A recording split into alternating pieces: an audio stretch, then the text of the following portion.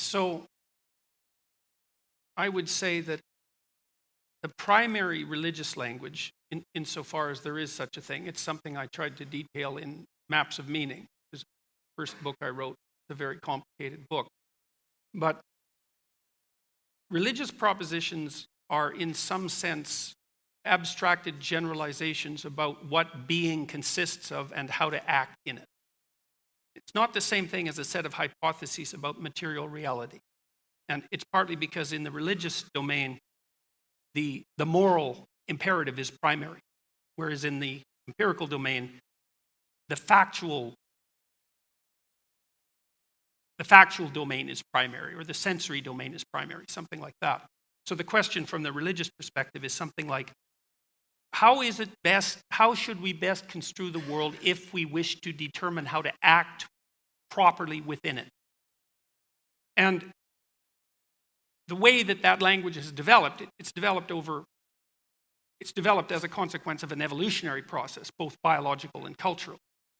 And it's culminated in a set of stories, essentially, that have characters.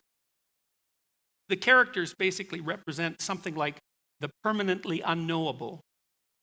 And so that's the mystery that surrounds us all. And that would be associated, say, with the potential of the future and the potential in you. The part of being that's transcendent, right, that constantly escapes from your theorizing. That's the unknown. It's like unexplored territory for animals. And it's a permanent part of being. So there's unexplored territory, the unknown, and there's explored territory, culture, the known, and that's this room, and that's the cultural mores that unite us well enough so that we can all sit here and be peaceful while we're discussing difficult things. So that's the landscape, the religious landscape. That's yin and yang. That's chaos and order. Interestingly enough, it looks like it's to that landscape that our brain has adapted, because the right hemisphere looks like it's roughly responsible for processing chaos and the unknown, and the left hemisphere roughly responsible for processing the known and the familiar. And that's on good evidence. If you don't want to take my word for it, you can read Ian McGilchrist's book, The Master and His Emissary, which is quite masterful treatment of the neuropsychological literature. And so that's the religious domain, yin and yang, chaos and order. And it places human beings at the center of that.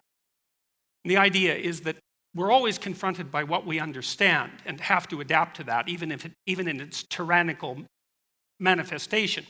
And we're always faced with the permanent reality of the permanently incomprehensible that can burst into our life at any moment and disrupt it.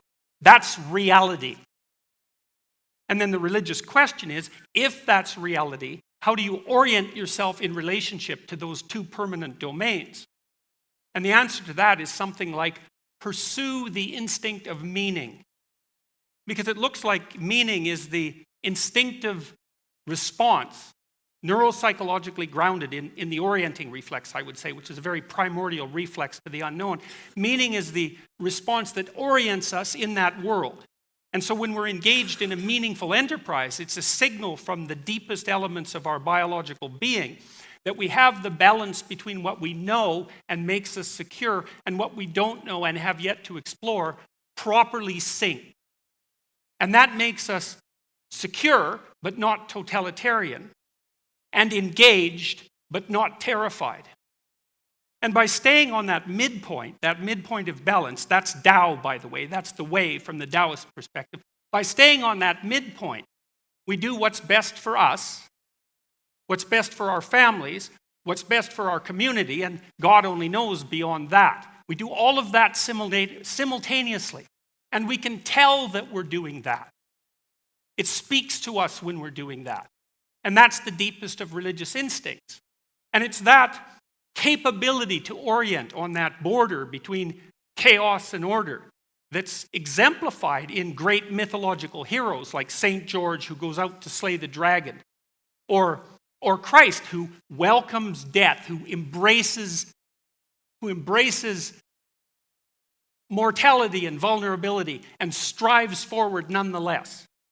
And there's nothing outside of the religious language that communicates that kind of grandeur. There's nothing that you can use to communicate to people who are in the direst of straits what's most important about life in the manner that will help set them straight and put their soul at peace. So that's the advantage of the religious language.